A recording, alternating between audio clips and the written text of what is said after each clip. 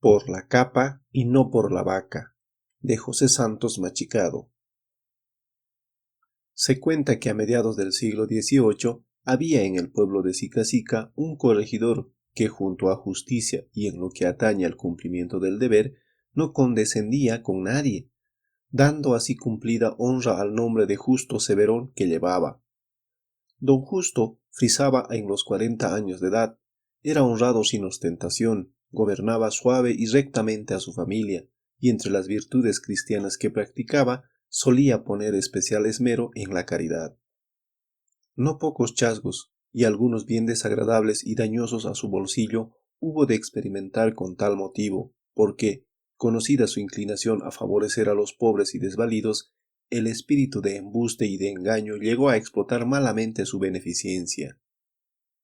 Después de cada uno de estos percances de equivocación o de error de su parte, hacía propósitos, de no negarse a la caridad, sino de ser más precavido en adelante, pero caía siempre en las trampas de los infelices fingidos y contrahechos. Los corazones buenos son generalmente crédulos y fáciles de alucinar. No faltó ocasión en que estuvo a riesgo de perder la paciencia y entonces, pasado el primer momento de exaltación, se calmaba, diciéndose filosóficamente, más vale ser engañado que negarse al socorro de quien lo necesita o asegura que lo necesita. Don Justo no pecaba de tonto. Al contrario, la inteligencia y la perspicacia sobresalían en él, dominadas por la voluntad. Estos tipos y caracteres, que nunca ceden en la santa severidad del bien, aunque dulces y blandos en el fondo, francos y leales, aunque un tanto duros y ríspidos, que nos han dejado los españoles, disminuyen deplorablemente cada día y, por desgracia, tienden a desaparecer por completo. Un día se presentó en casa de don Justo un hombre de buen aspecto y mal vestido. Pertenecía a la raza de los mestizos y no aparentaba más de 30 años. ¿Cómo te llamas? Preguntó don Justo. Mateo Renca, contestó el extranjero. ¿De dónde vienes? De Lima, señor. ¿De Lima? Sí, señor. Me hallaba al servicio de un caballero que viajaba de Lima a La Paz. En Arica sufrió no sé qué contraste y resolvió regresar a Lima, negándose a llevarme por falta de fondos, según dijo. Viéndome abandonado, tomé el camino de la sierra con intención de pasar a Potosí, donde es fama que hay oficio lucrativo para todos. Oficio no falta en ninguna parte para el hombre honrado, replicó don Justo, fijando sus ojos investigadores en Mateo Renca. Este le pareció de complexión delicada para el trabajo de minas y, por otra parte, más inteligente y dispuesto que el común de los hombres de su clase. Supongo que tu profesión no es la de minero, has de tener alguna otra. Soy sastre, señor, aunque me hallo resuelto a trabajar de cualquier oficio. Bueno, hombre, te doy albergue en mi casa, permanece los días que quieras y sigue tu camino cuando te acomode. Mil gracias, señor. Dios sabrá pagárselo a usted. Mateo Renca tuvo cuidado en mostrarse activo, comedido y complaciente. Todo lo hacía de buena voluntad, pronto y bien. Don Justo y los de su familia estaban encantados de las prendas de Mateo y no tardaron en cobrarle afecto. Don Justo le propuso que permaneciese con él y aceptó sin muchos rodeos. Se concertaron enseguida y Mateo fue agregado a la casa en calidad de sirviente a sueldo. En el transcurso de un mes no hubo en la familia del corregidor más que alabanzas para la conducta de Mateo Renca. Un día se presentó a don Justo un antiguo criado llamado Marcelo, que hacía las veces de mayordomo a causa de su comprobada fidelidad, y le dijo: Señor, parece que Mateo intenta marcharse. Hola. ¿Y en qué te fundas para afirmarlo? Hace algún tiempo que no le pierdo de vista. He comprendido que tú y él no os estimáis. Confieso, señor, que desde el principio concebí sospechas de la verdad de la historia que refiero para explicar su venida a estos lugares. ¿Y tus sospechas resultan ciertas? No precisamente, pero poco menos, como lo verá usted.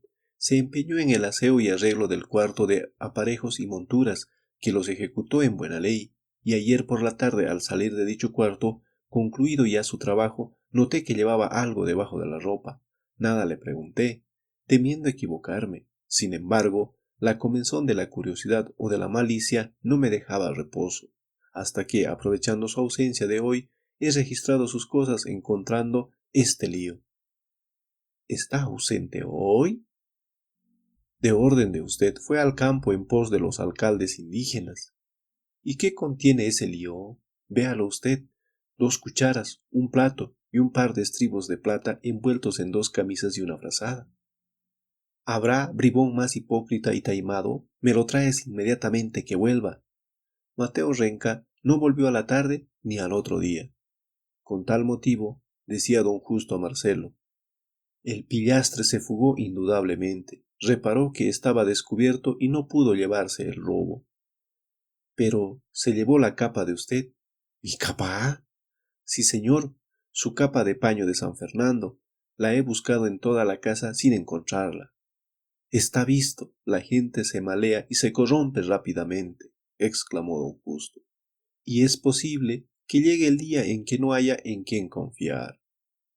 Transcurrieron 8 meses después de los sucesos que hemos narrado, acaecidos en los primeros del año.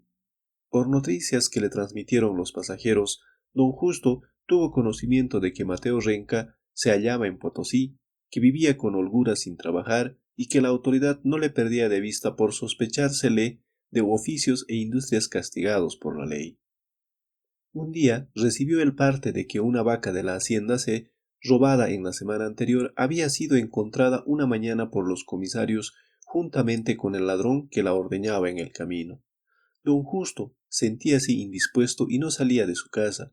Mandó a venir a los comisarios y tomó informe de ellos, resultando de sus investigaciones que el presunto ladrón era harapiento y transeúnte de a pie, que se negaba a decir su nombre y que explicaba las circunstancias de habérsele sorprendido con la vaca, asegurando que la halló al pasar el camino, proponiéndose sacar la leche en un vaso que llevaba consigo, en vista de la mansedumbre del animal, y obligado por la necesidad del hambre.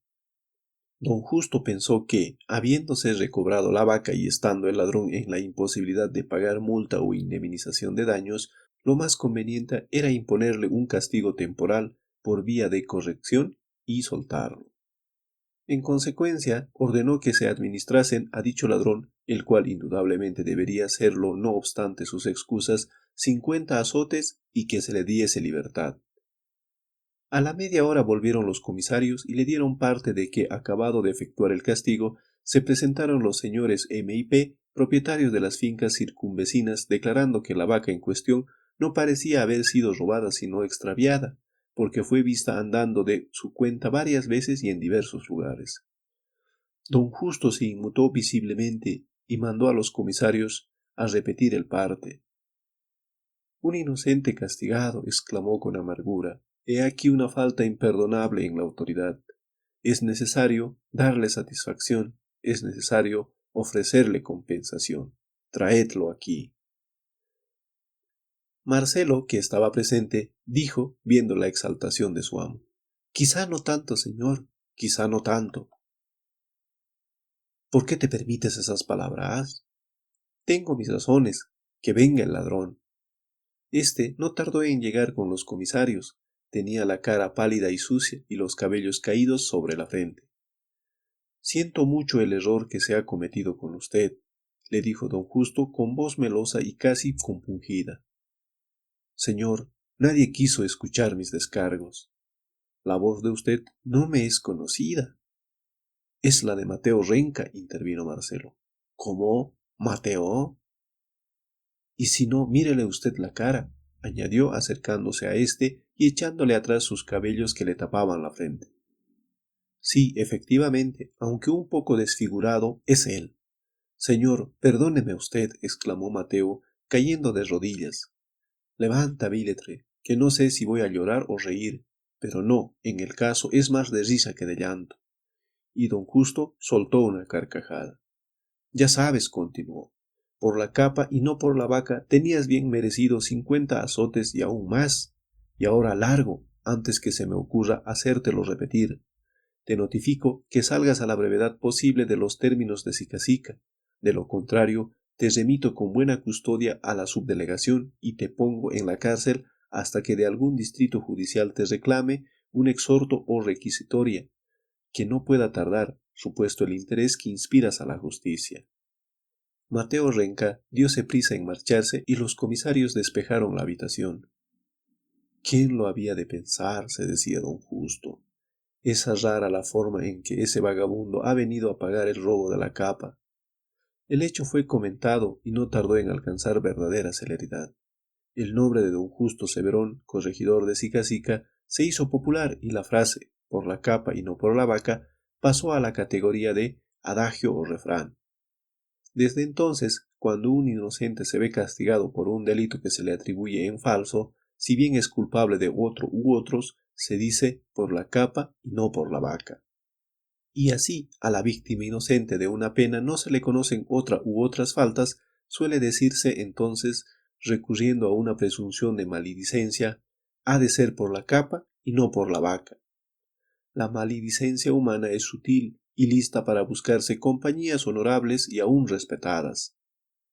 En el mes de octubre de 1867 se había perpetrado un asesinato con caracteres horribles de fiereza y crueldad en el lugar llamado Taquicala, Camino de Piedra.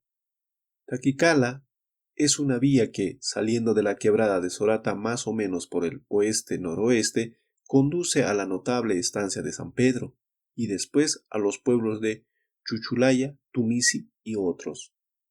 Desciende de la villa de Sorata por el este, deriva un tanto a la derecha, atraviesa los torrentes de Chayasuyo y Huachchajahuira, haciendo un ascenso frogoso y áspero, sigue faldeando el cerro Iminapi.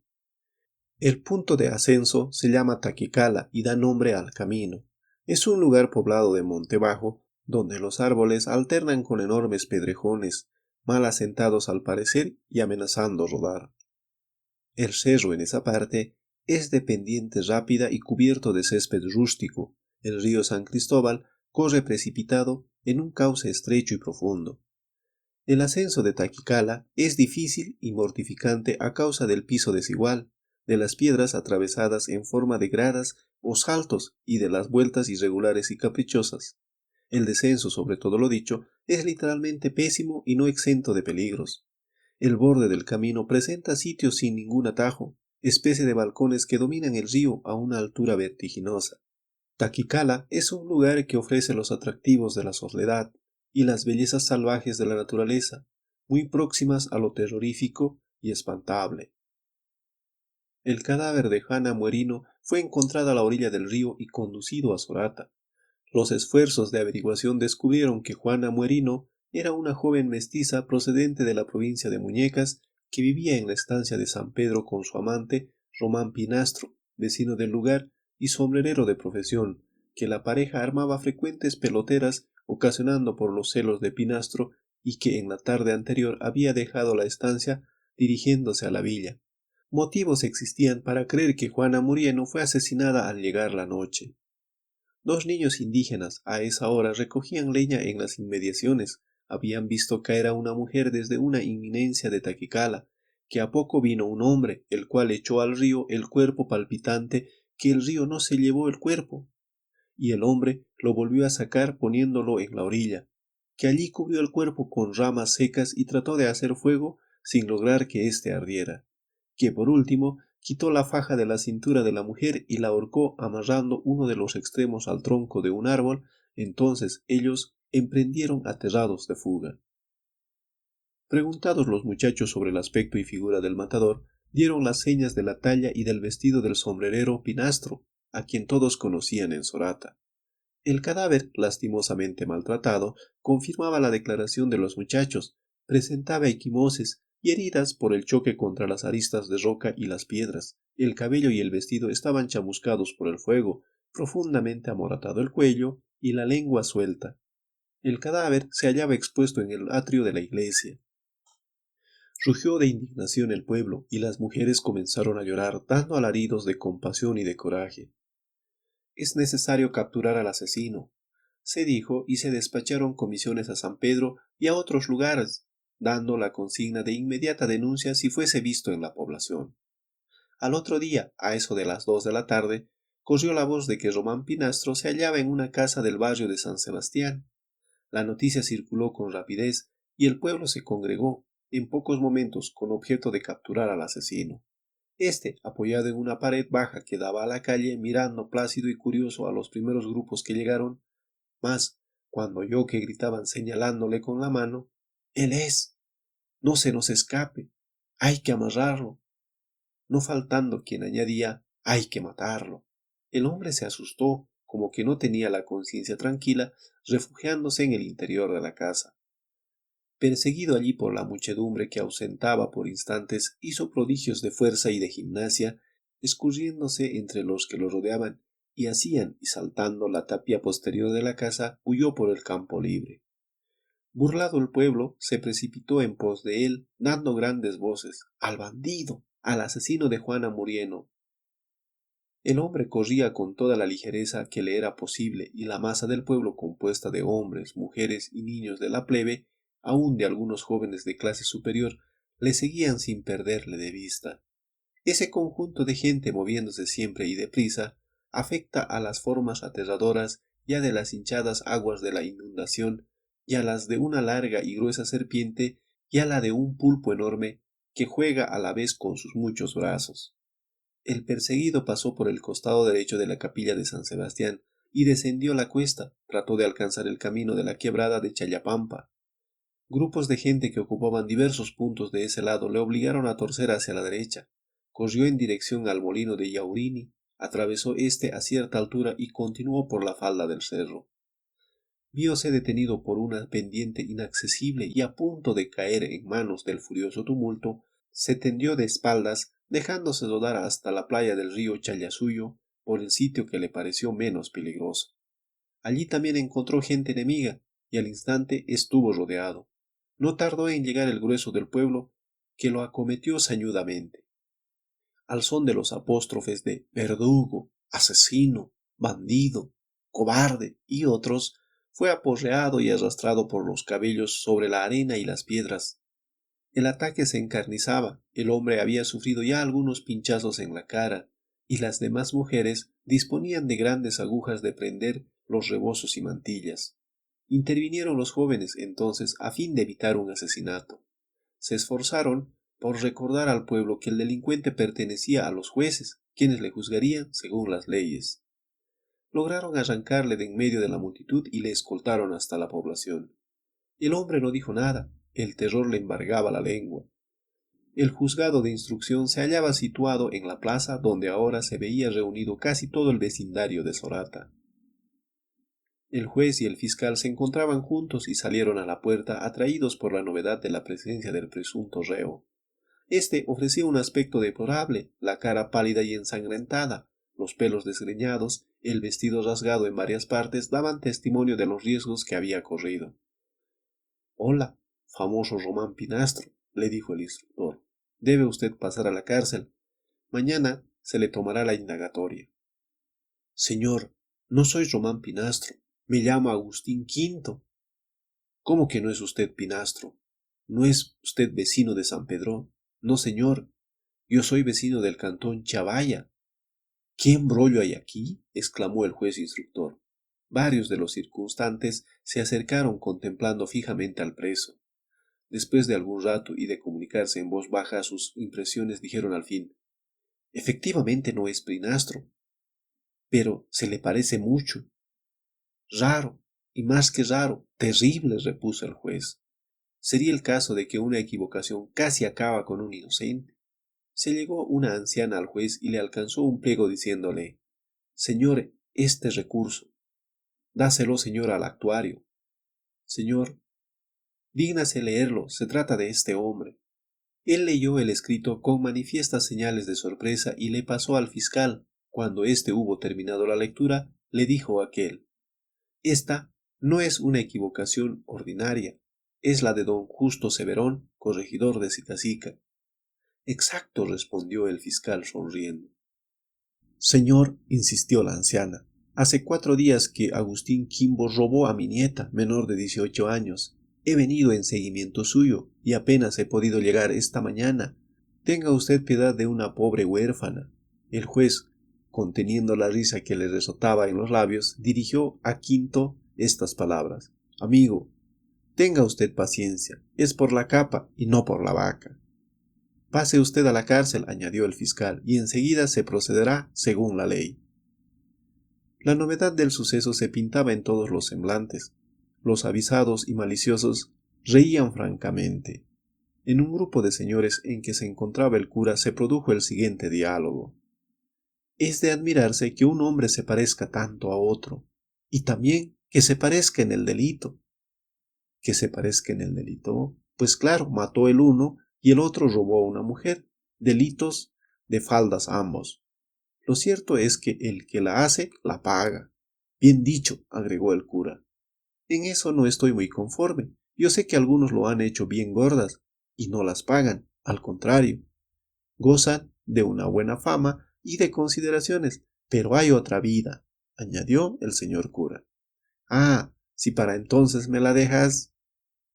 No puede ser de otra manera, continuó el cura, si tenemos fe en la inmortalidad del alma y en la justicia suprema de Dios. Así es, dijeron respetuosamente los demás.